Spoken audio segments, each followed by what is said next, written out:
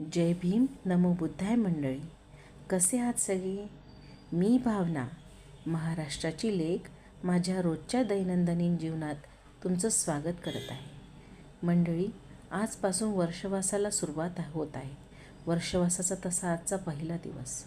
तसं मी सुरुवातीपासूनच बुद्ध माझ्या मनात रुजवलेला आहे, कारण माझ्या घरचे, माझ्या आईचे ते संस्कार मला मिळालेले आहे. पण मला नेहमी एक प्रश्न पडत राहायचा की हे संस्कार, हे सगळी वागणूक मी माझ्या मुलींपर्यंत कशा प्रकारे पोहोचवेल.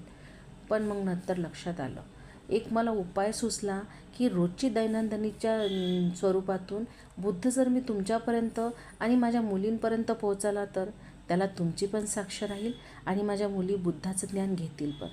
त्यासाठी यावर्षीच्या वर्षवासात मी माझ्याकडे 3 महिन्याचे वर्षवास ठेवलेला आहे.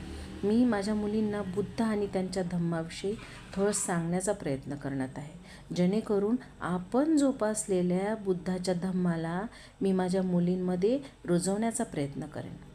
या 3 महिन्याच्या प्रवासात मला तुमची सर्वांची साथ हवी आहे.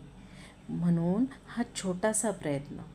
जर तुम्हाला माझे ब्लॉग आवडत असतील तर फॉलो आणि सबस्क्राईब नक्की करा आणि रोज नवीन गोष्टी तुमच्यापर्यंत पोहोचवण्यासाठी माझ्या व्हिडिओला लाईक आणि फॉलो जरूर करा.